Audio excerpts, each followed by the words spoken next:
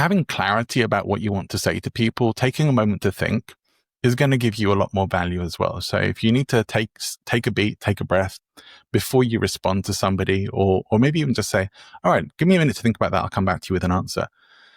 Feeling that we have to have the answer right now on the spot all the time puts a lot of pressure on yourself. Sometimes a moment to step away and think about something is going to give you a much more considered and accurate response. And it allows you to get to the point a lot quicker as well. So you can save a lot of time for ourselves. But one thing else is like take the big picture. Take the big picture approach, like where you want to go, how you want to be showing up, how you want others to be perceiving you above and below, and your equals, your peers as well.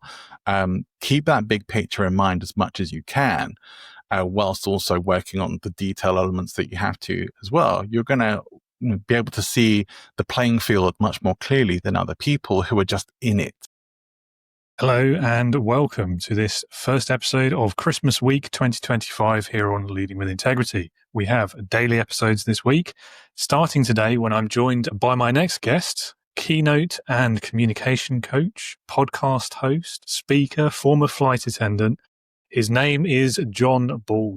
John C. Maxwell famously said that leadership is influence.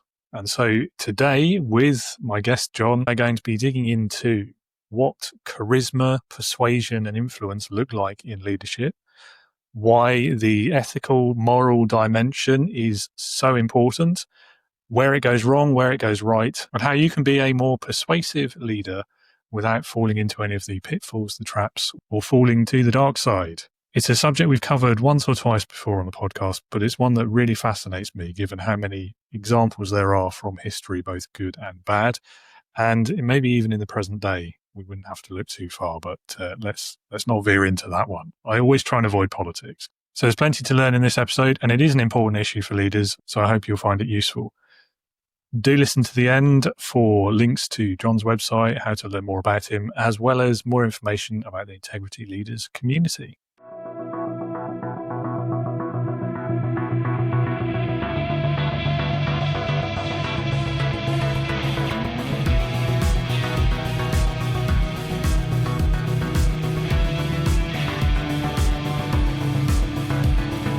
Welcome to the Leading with Integrity podcast.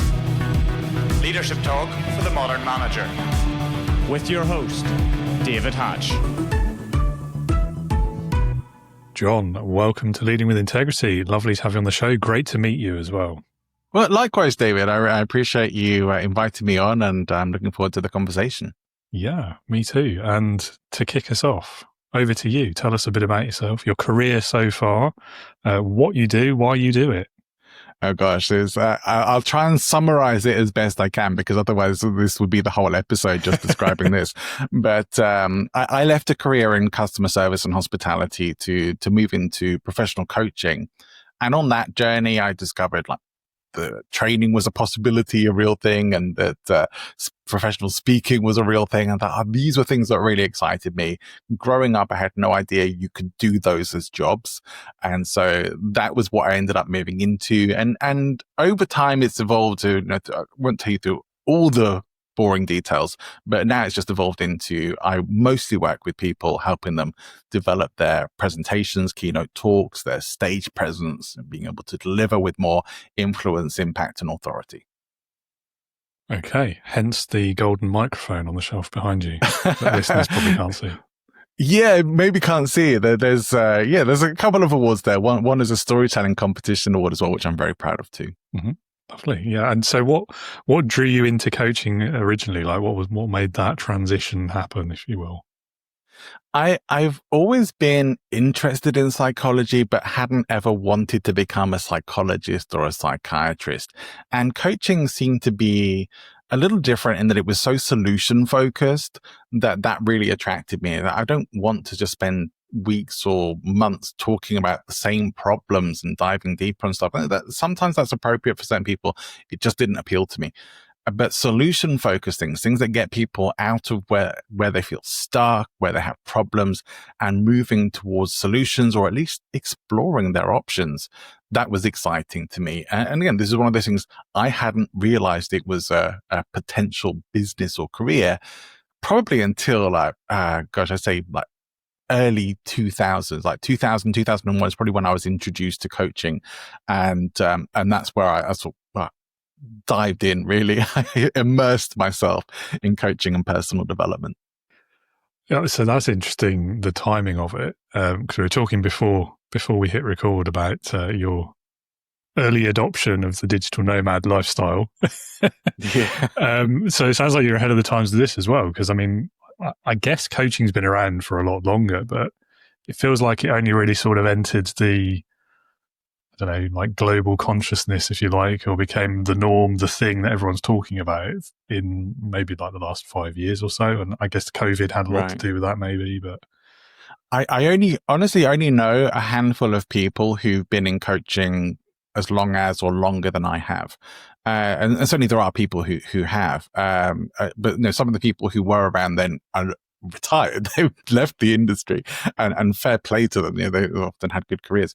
But I do another podcast with a friend of mine, Angie, who has been coaching for longer than I have. She's definitely one of these sort of OG people.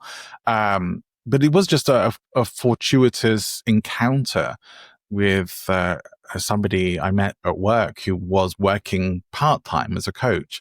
And we were working together for a whole week. I was a flight attendant with BA. And so like she was the senior crew member.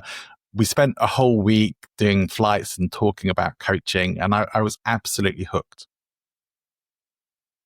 fair enough. Yeah. I mean, it's quite a career change, that though.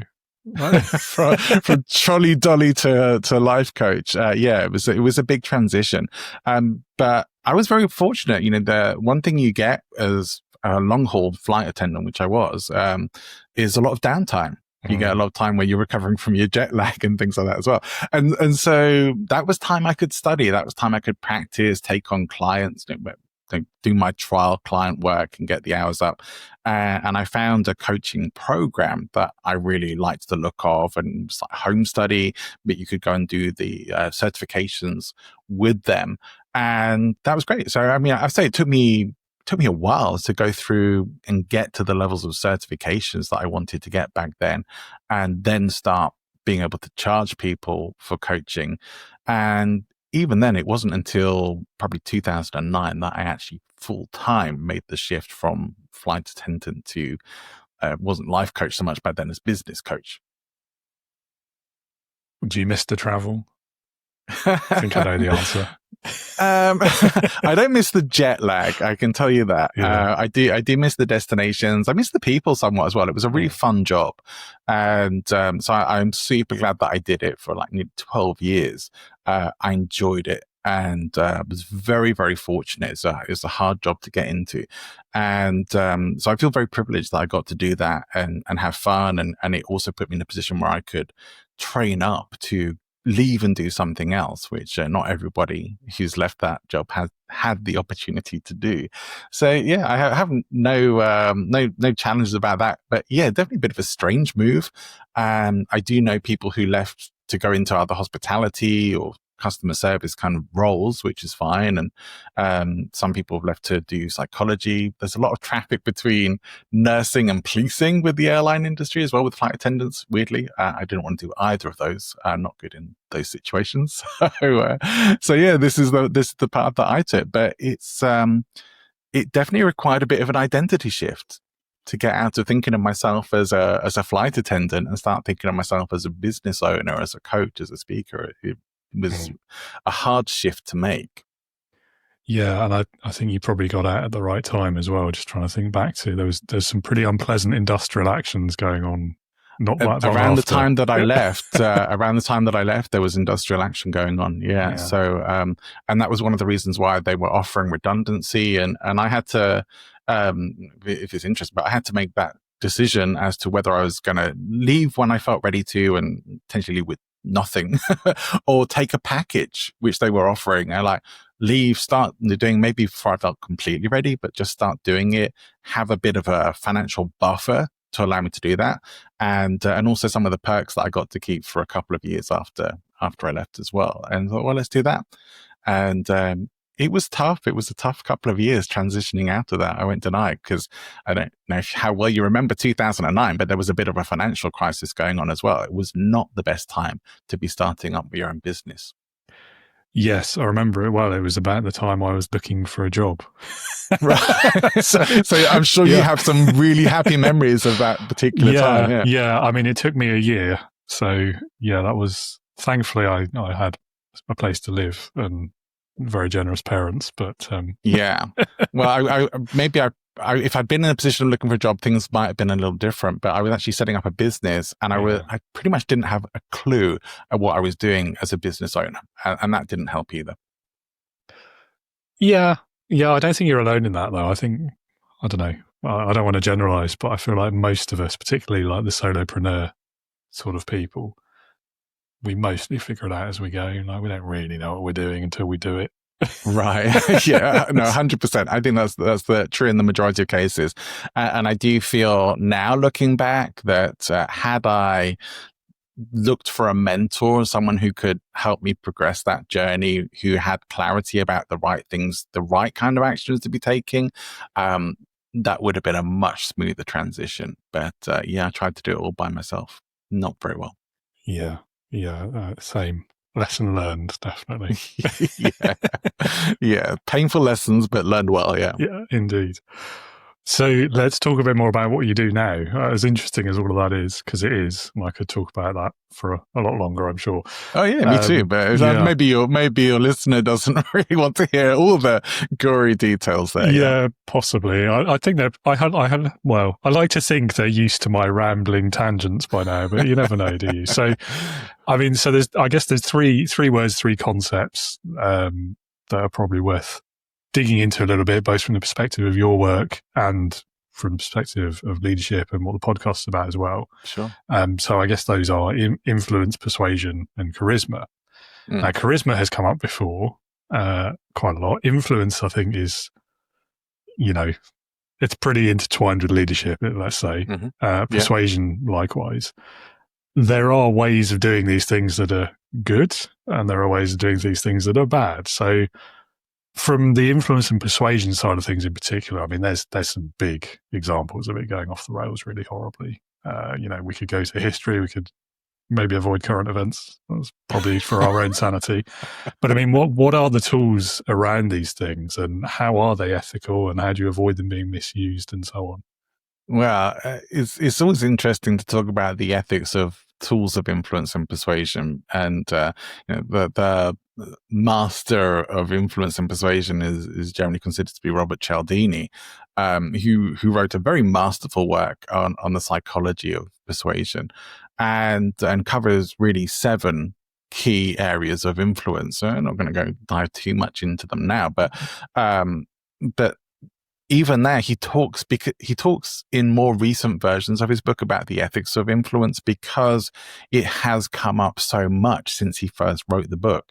And I agree with essentially what he says. Like, is a hammer ethical? It's just a tool. It's the use of the tool, the user of the tool, the motivation that can be ethical or not. So the tool itself has no morality, but the user of the tool does. So it's how we apply those tools. So I always aim to teach influence and persuasion within an ethical framework, because I think we can't guarantee that people will learn these skills and use them ethically, but I think if you teach them within an ethical framework, that's at least more likely to attract the people who want to be ethical and put off the people who don't.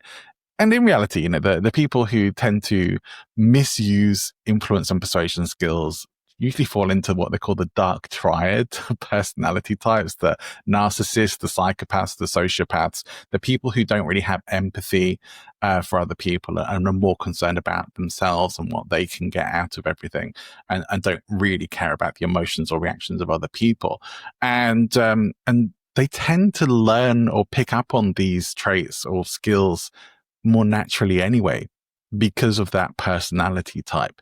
And so I see it as teaching these skills is an additional benefit. Is like when you know how influence and persuasion works more, you're at least a little bit more inoculated, protected against these things being used against you. You might at least have a better chance to recognize when somebody is using, I don't know, maybe even something as basic as rhetorical devices or, guilt tripping you or, projecting authority or false confidence in particular situations. You're a bit more likely to see those things.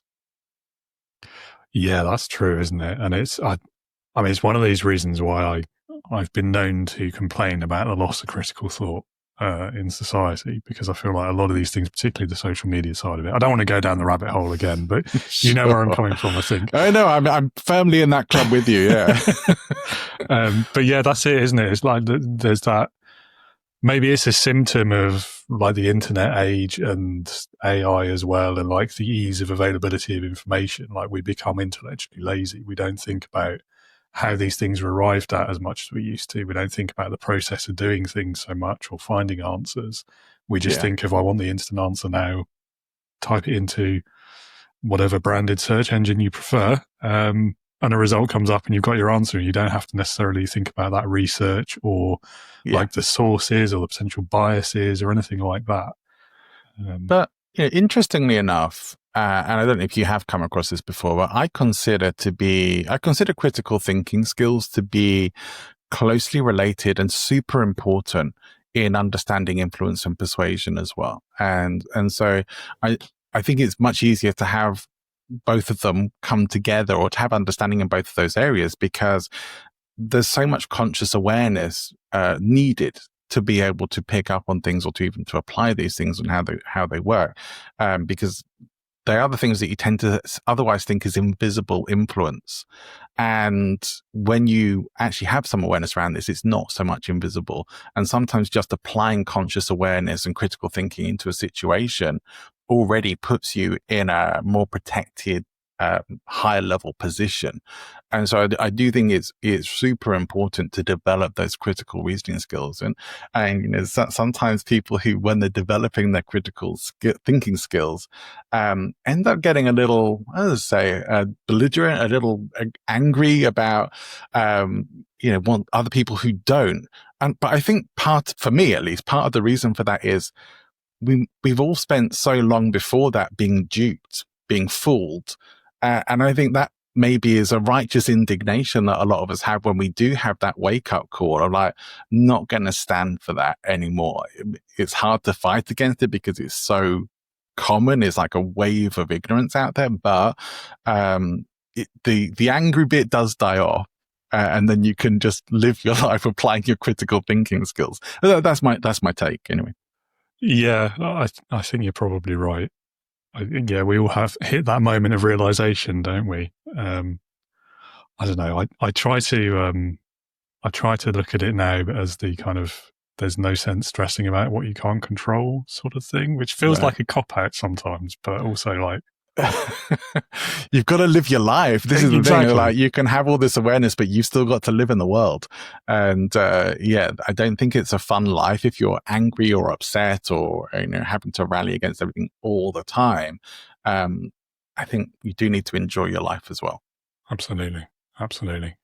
What's the point otherwise, right? Like, yeah, pretty much. It's just, is that how you want to experience your whole life without having any fun or joy in it at all? Not me, but yeah. No, this is it. So I had a really interesting conversation recently about authenticity with someone taking it from a very different perspective to the average. His name, I can't remember his surname off the top of my head, but anyway, his first name is Tomas, and he was a PhD, and he's recently released a book, which the title was "Don't Be Yourself." So you can guess where that conversation went, but it was quite an interesting take on it, and bizarrely, like, we ended up talking about Hitler and dictators and things like that. Now, the reason I mention that is because the next question is about charisma, and I've long had this kind of dual, slightly suspicious relationship with this concept of charisma and the practices of it, because I feel like without this ethical component we've just been discussing, it's so easy to fall for it, to use that charisma for bad ends. And there are dictators in history who have done exactly that. So, I mean, what are the key elements of charisma itself as a practice, as a skill set, personality trait, however you define it? And then we can maybe talk about the ethical side of it again. Sure. I mean, I'm almost more tempted to talk about the ethical side first as a pre-frame, but, definitely. But we'll do it that way around. So to my mind, charisma doesn't, again, is tools. These are tools in them of themselves. They do not have ethics. They can be applied ethically or unethically. And you only have to look at something like rhetoric, which has been around for centuries. Aristotle's rhetoric laid the groundwork for most political speeches, and you will still hear those tools of rhetoric being used today, particularly in the world of politics and the world of law. They are used to influence. So are they ethical tools? Well, sometimes yes and sometimes no, but it depends on the person using them. But ultimately, charisma is a bit of a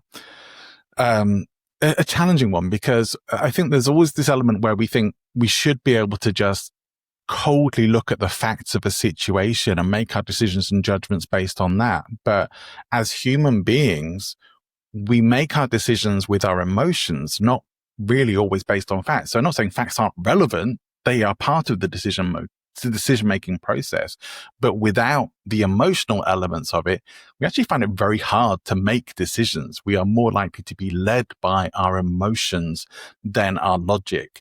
And we see that played out all over the world. It's like, this is why people fall for this stuff all the time. Yeah, because we're being led by our emotions.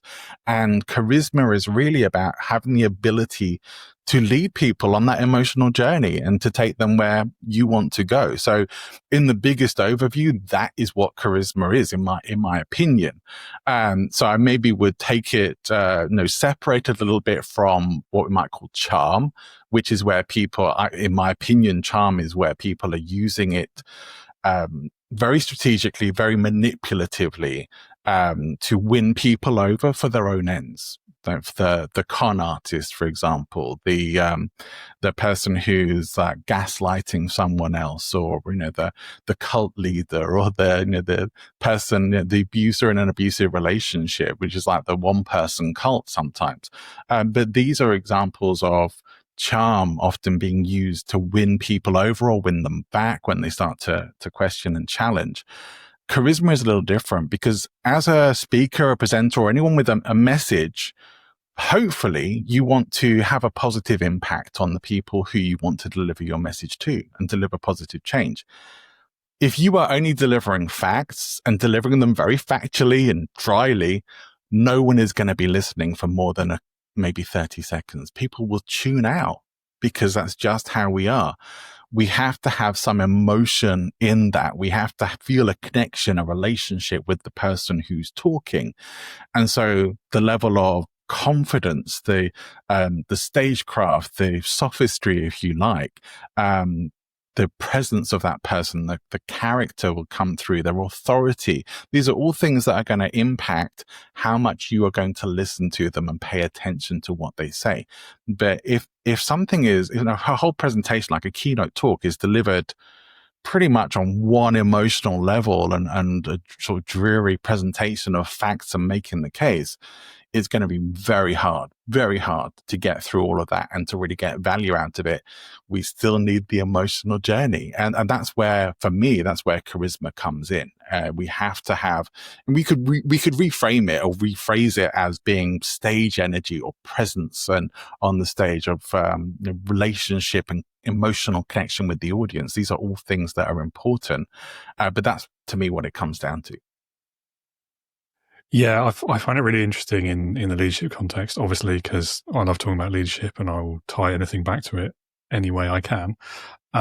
But words like charisma, I've often been suspicious of, because I feel like leaders who are perceived as charismatic tend to rely on that alone.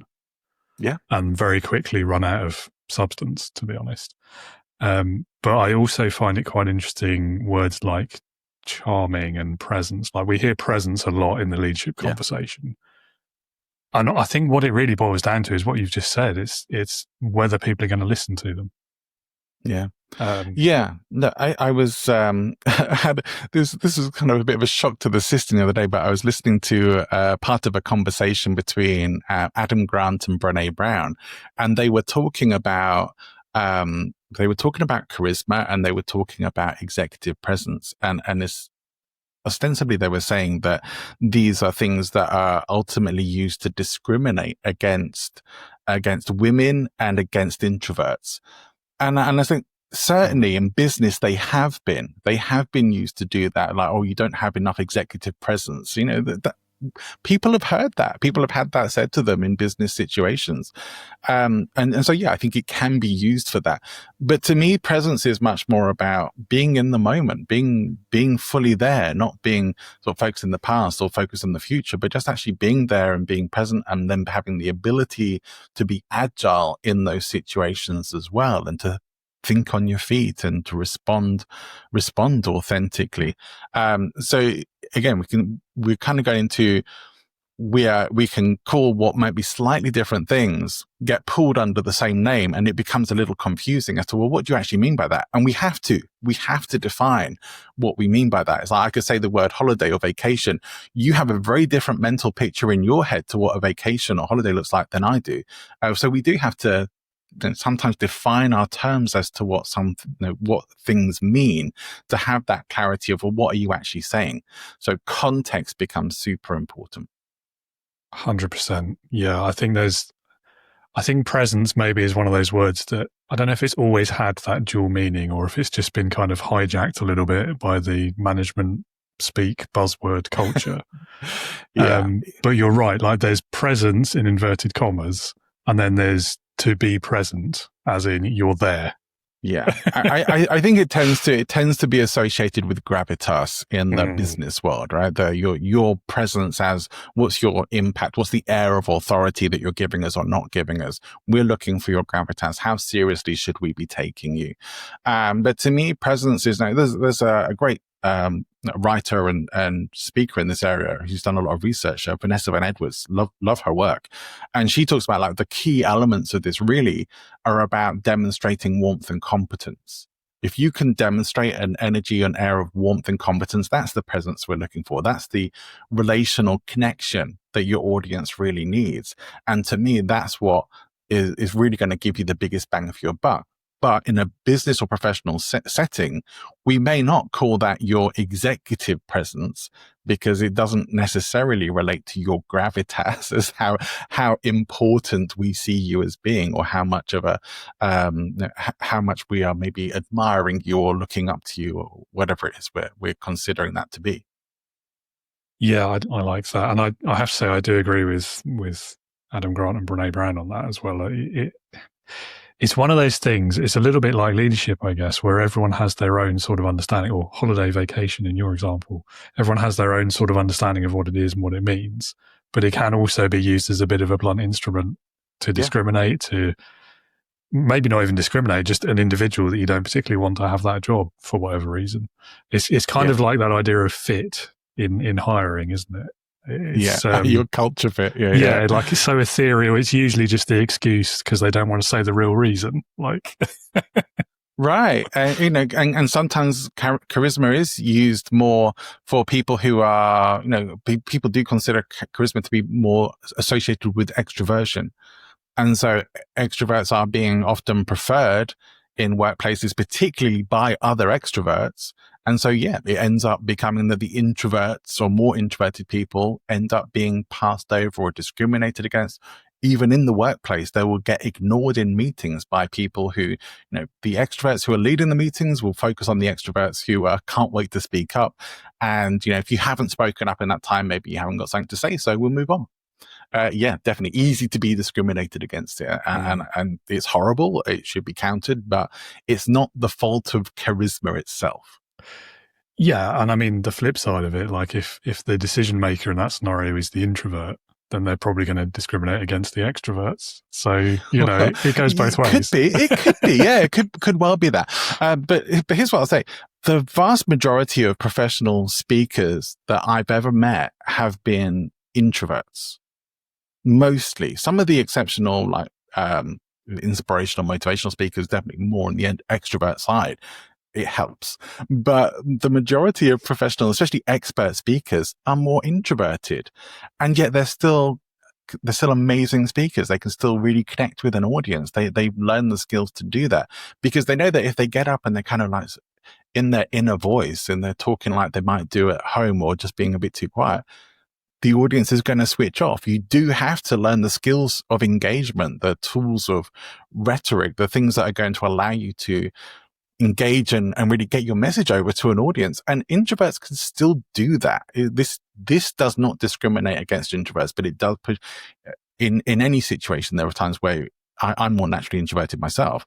There are times where you have to push yourself out of your introverted section to get a result. Go to a networking meeting. You can't spend the whole time being a wallflower. If you want to get any results from your networking, you have to push yourself out of that comfort zone a bit. And that really is what I'm referring to when we talk about introverts being more charismatic on stage. It's like, yeah, you might have to push yourself out of it. I've had to develop being a bit more enthusiastic and engaged and interested in people to get the results that I want to get, because how I was showing up before wasn't wasn't cutting it. No, I'm the same. And again, I feel like when these concepts, I mean, in particular with introversion and extroversion, when these concepts are used in that way in the workplace, I feel like, again, it comes back to not understanding the terms or not having a common definition of them. Because really, I mean, what is extroversion versus introversion? I don't like the word versus, but yeah.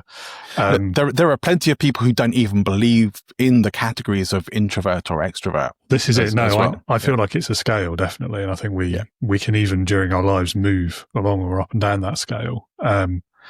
But I think what those two far extremes are about is how you process things, isn't it? Ultimately, it's the extrovert processes it verbally and outwardly, and an introvert processes it with internal dialogue and keeps it to themselves. Generally, yeah. I think that's probably a healthier way to look at it. Like, it's preferences. Yeah. And so we have preferences, but people all too often take it as being their identity. So my preference generally is to recharge by myself. I like my quiet time. I like time away from people. I don't love being in big crowds of people. But there are certain situations where I do. It's sometimes in the right situation I do, but generally I don't.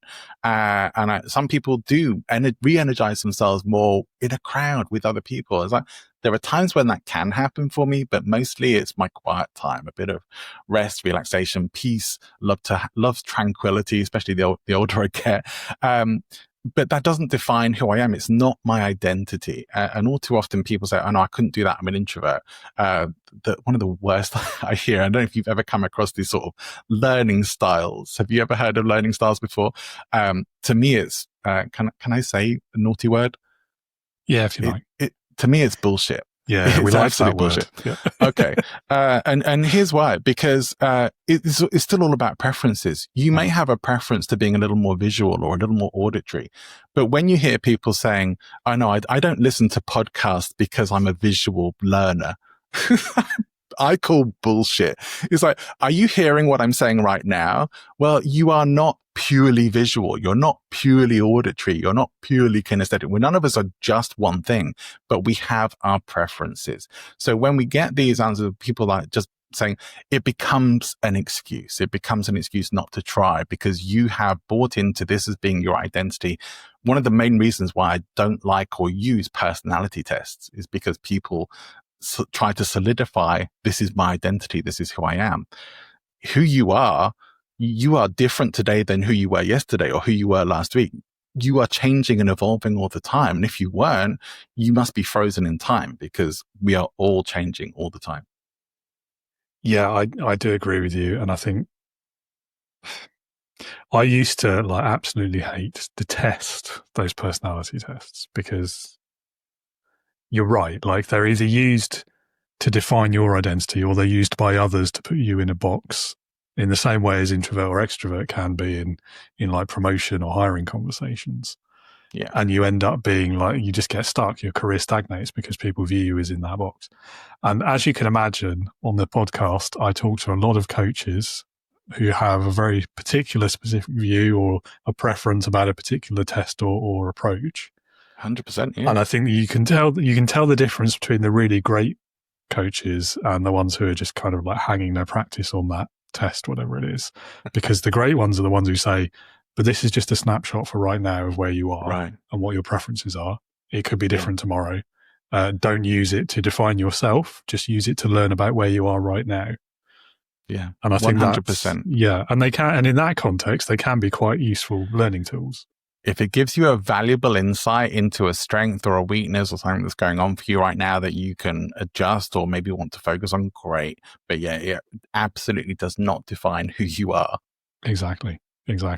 And final caveat I'll add on that is no guest I've ever had has fallen into the bad coach group, in my opinion. That's a relief. I'm certainly glad that I don't. We don't always get the conversation on the air, but definitely from other conversations I've had with them all, I'm fairly confident. Like maybe one or two exceptions, but I'm pretty confident they've all been great coaches. So there we go. Good. Right, so keeping an eye on the time, because I know you're a busy coach yourself and you have other things to get to. So what would be then your, let's say, top 3 tips for a new manager, a first-time leader maybe, who's looking to be a bit more influential, maybe a bit more charismatic, persuasive at work, but they don't want to be unethical about it? Sure. I do think one of the first things I would say is be proactive about how you show up with your day. Very often people are reactive to the situations and the people that they encounter, but the vast majority of people are the vast majority of the time. And so we spend all our time reacting to things. And I'm not just talking about fighting fires. I'm talking about everything in our lives.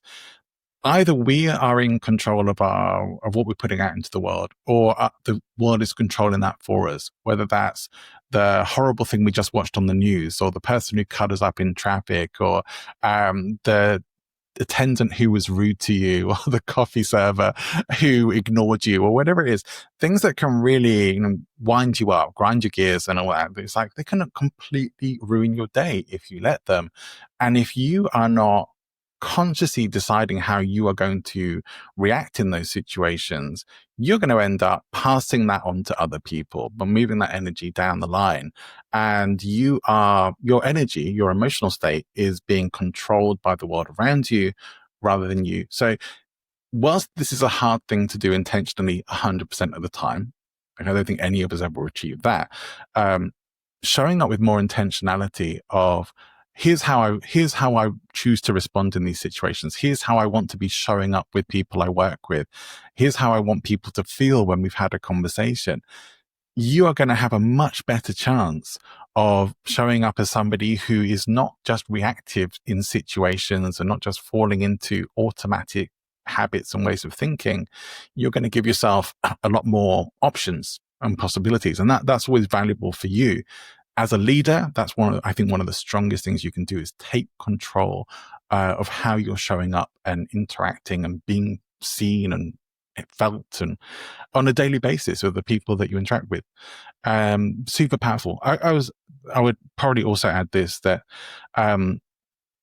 having clarity about what you want to say to people, taking a moment to think, is going to give you a lot more value as well. So if you need to take a beat, take a breath before you respond to somebody, or maybe even just say, all right, give me a minute to think about that. I'll come back to you with an answer.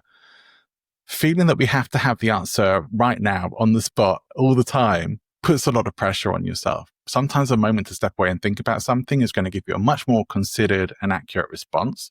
And it allows you to get to the point a lot quicker as well. So you can save a lot of time for ourselves. But one thing else is like, take the big picture, take the big picture approach, like where you want to go, how you want to be showing up, how you want others to be perceiving you above and below, and your equals, your peers as well. Keep that big picture in mind as much as you can, whilst also working on the detail elements that you have to as well. You're going to be able to see the playing field much more clearly than other people who are just in it and not really focused on it. Sometimes just being able to take these steps back and take a look at the bigger picture, or what's really going on here, and ask yourself, what's happening here? What's the intention? What's going on? Why did they ask me that? Why did they show me that? These are things that will put you in a really high level way of thinking that's going to allow you to, you're going to seem like a mad genius, I think, is part of your work, because people are like, you have all these insights. How are you always so on it? How do you always have an idea what's going on?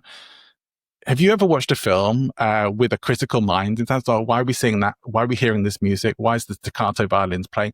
It will ruin a film for you, because you will pick up on the clues and signals of what's coming next. So don't do this when you're watching films or TV, but do it when you're in your life, and you will pick up on the signals and the clues for what's really going on and what's underlying things. And sometimes even being able to ask, what's the intention here? What's going on? You will get a deeper level of clarity, and you're going to set yourself up for real leadership with those sorts of ways of thinking. Absolutely. Yeah, I ruin a lot of film and TV shows for myself. I just can't help it sometimes. Like the one I keep seeing at the moment is whenever they get into the backstory of a character that's just appeared on the screen, you know that character is going to be dead by the end of the episode of the film. You're just like, they want us to feel sorry for them later. That's why we're having this. Like... Yeah, better to turn off the critical thinking skills for those kinds of things if you want to enjoy it. I remember when I first learned about all these sorts of things, and I watched, for the first time, I watched Pulp Fiction, and I couldn't enjoy it. I just couldn't switch off the critical thinking. I was analyzing the film from start to finish, and I hated it. And it was probably a good film, but I hate it because I cannot dissociate myself from that way of thinking now, where other people think it's a masterpiece or thoroughly enjoyed it. I might have. but it wasn't what happened. So yeah, it's important. Yeah, it is a tough one. And you hit on one of the big leadership myths in there as well, about that pressure to have the answer. And I call it a myth, because I think there's so many leaders, and I did this in my early career as well. You see it as your job as the leader to be the one to provide the answers all of the time. Yeah. And that's just, A is wrong, B is unsustainable, C is exhausting, it's stressful. Like you can't do it. You can't keep it up. And I think that's partly why so many leaders burn out. I think it's partly why they're always so stressed, even before they get to the burnout stage. And I think it's maybe part of why there's so many bad leaders out there, in inverted commas, ineffective, perhaps. Yeah, is a more fair I have a bit of theory on that myself. Of that, I think we all tend to operate on heuristics. So our brains like to create mental shortcuts, and that's really what I'm talking about when I say heuristics. Because our brains like to save energy. Our brains use up a lot of calories in our body. So when we have to think about things, we are using up energy. This is like why people like Barack Obama used to have the same, pretty much, his clothes all picked out, knew exactly what he'd be wearing day after day. Steve Jobs with the black polo, he's like, the decision fatigue thing is real. But we also have these kinds of archetypes, these archetypal ideas of what somebody is supposed to be like as a leader, especially in the business world. And those archetypes are not always very positive. Sometimes those archetypes are like the hard-nosed, those shouty, bossy, overly confident, arrogant, boss or owner who talks down to people.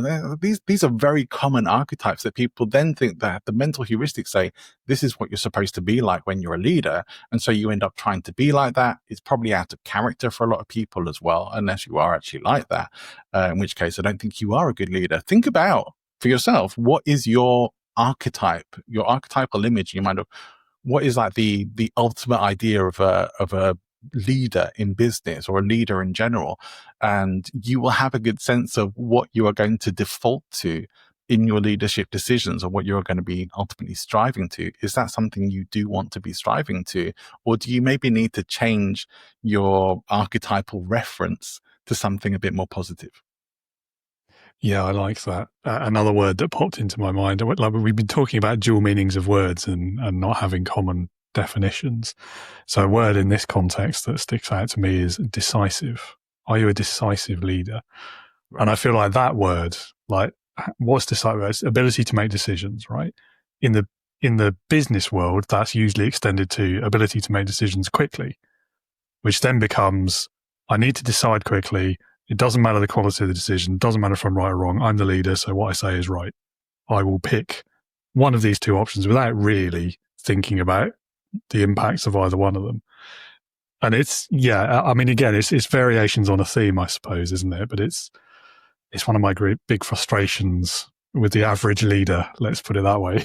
if realistically, if you're in an environment where everyone is like that, and that's what's expected of you, and you are not showing up with that, not doing that, you are going to stand out like a sore thumb. There's no two ways about it. You're going to probably be trained and shamed out of doing that until you conform to what everyone else is doing. So you need to recognize that in your environment and try and work against it. Or you might need to think about changing your environment to somewhere where you are allowed to express things more realistically and or be more of a leader without having to fit into a certain way of doing things. But some people feel very trapped in having to show up in those sorts of ways.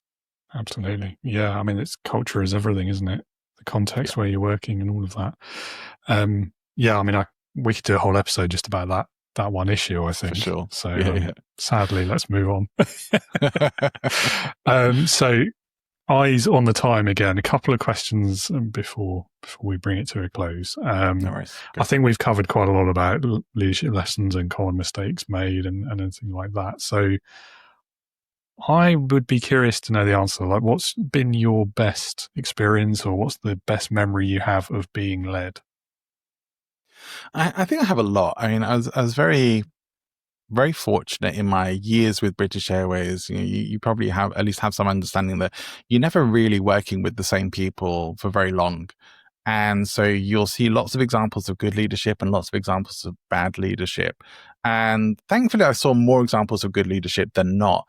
And they were the people who you felt connected to, you felt some warmth to, and you felt that they actually cared about you and wanted to be there, that they weren't super officious. They weren't going to report you behind your back, which did happen to me once in the airline.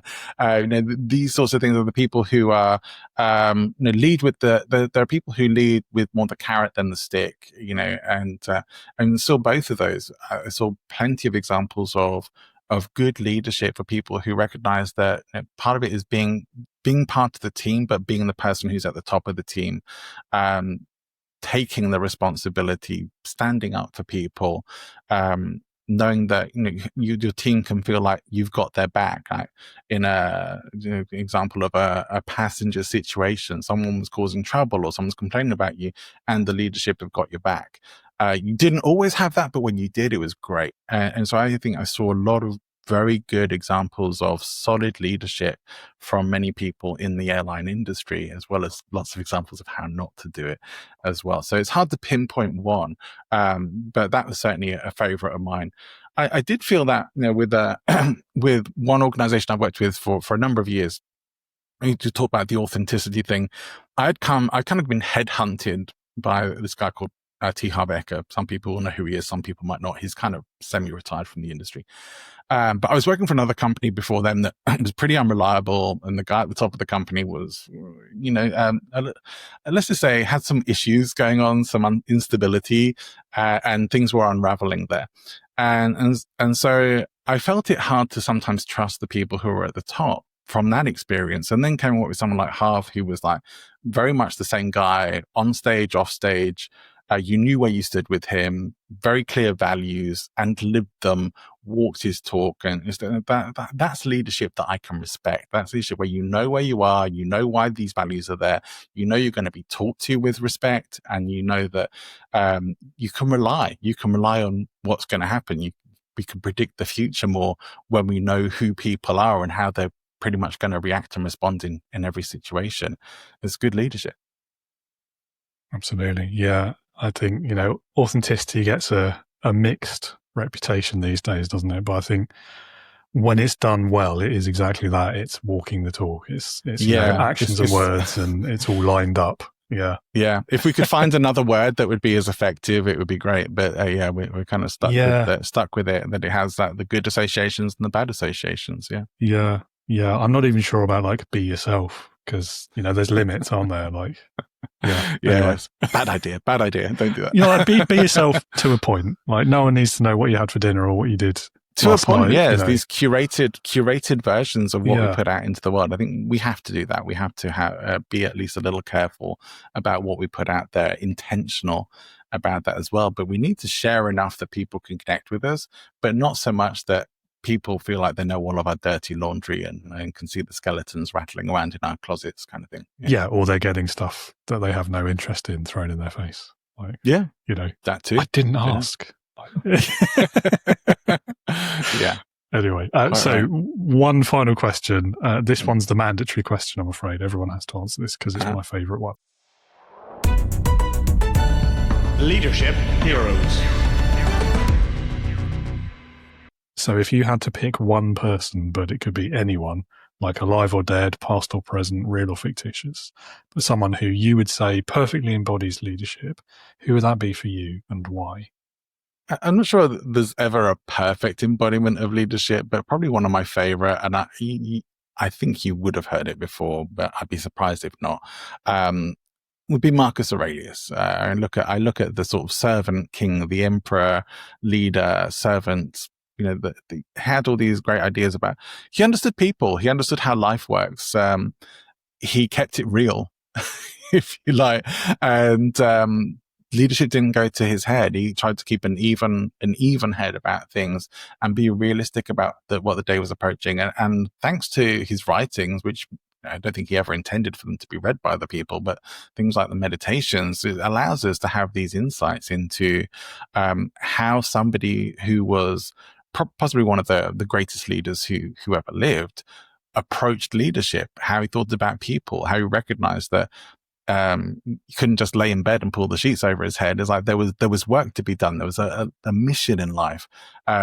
That in his day he was going to encounter people who he didn't like, who would upset him, who would anger him, and that is life. That's what you're going to deal with, and he would be prepared for that, to set himself ready for that. At this sort of pre-framing, choosing how he was going to show up. He was very conscious about all those things. I've learned so much from Stoicism and from Marcus Aurelius about leadership and about showing up in life that I could not mention it as being like my most admired, most respected leadership example. No, fair enough. He has come up before, but it's been a while.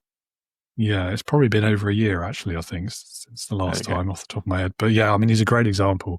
I do wonder, though, like that far back in history, I always say this whenever his name comes up. Like, firstly, most of what we know about him is based off his own words and his own writing. True. So that's always a bit of a... but secondly, I also wonder, because of the leader, in inverted commas, that immediately followed him was probably one of the worst in history. So I wonder if he just seems better by comparison, because I don't know. But yeah, he's a great example from history, though. And I find him very interesting. Yeah. Well, thank you for that. Well, John, time has run away from us. It really has. Thank you so much for this conversation. I've really enjoyed it. Last small thing I'll ask, if anyone in the audience wants to learn more about you or perhaps get in touch and work with you even, how do they do that? The best place to go is presentinfluence.com. It has the links to everything, all my socials, my YouTube, my podcast. There's a quiz you can take to find out how charismatic you are on stage. There's a lot of good stuff there. So the contact form and all that good things, go to presentinfluence.com. You can get in touch with me in your preferred method through there, but that's the hub for everything. Lovely. And I'll pop that link in the show notes so everyone can find it easily. Perfect. Well, thank you so much. Have a great rest of your day.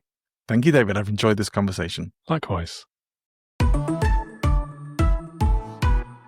John, thank you so much for your time. Loved that conversation. Got in some big topics there, didn't we? And I'm only sorry we ran out of time, really. It was a rare occasion where both the guest and I had another appointment to get to, sadly. So thank you, John, for your time, for your conversation. Listener and viewer, thank you for being with us today. Hope you enjoyed that as much as I did. And if you would like to learn more about John, do visit his website or his social media links, which you will find in the show notes as every week. When I first stepped into leadership, I remember feeling a quiet pressure, like everyone else had the instruction manual except me. And I really cared about getting it right. So much so that it was isolating, and I very quickly felt completely alone. I know a lot of you in the audience, listener, probably feel that way too. Maybe that's why you're here. And that's why I built the Integrity Leaders community.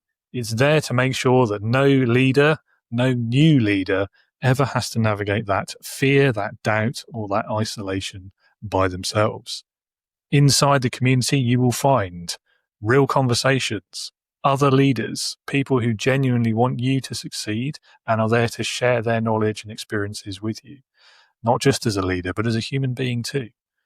There's plenty of leadership resources there, so you can work on your knowledge and your skills. Depending on the access level that you choose, you may also be able to take some of the leadership courses that I upload there. And there's plenty of other videos, resources, reading, all kinds, whatever it is that works for you. Not to mention monthly live events too. So if you're tired of pretending you've got it all figured out, come and join us today. You can start for free as a leadership explorer. You can move up to the new leader tier, perhaps even join the bridge crew of our virtual Starship Integrity. Whichever route you choose, come and join us today, meet your crew, breathe a little easier, knowing you don't have to carry this by yourself. Link is in the show notes as always. It's also on the screen if you're watching the video version of this podcast. It's leadingwithintegrity.co.uk. That will take you to my homepage. There you will find a green button, which will take you to the sign up page. And I hope that I get to welcome you aboard very, very soon. That's all for today. We'll be back again tomorrow with our next Christmas daily episode. My guest tomorrow will be Melissa Lorena. We'll be talking about the power of creativity and how you as a leader can build it, create it, set the environment for it to exist in your team. I'll see you tomorrow. And until then, be a leader, not a boss.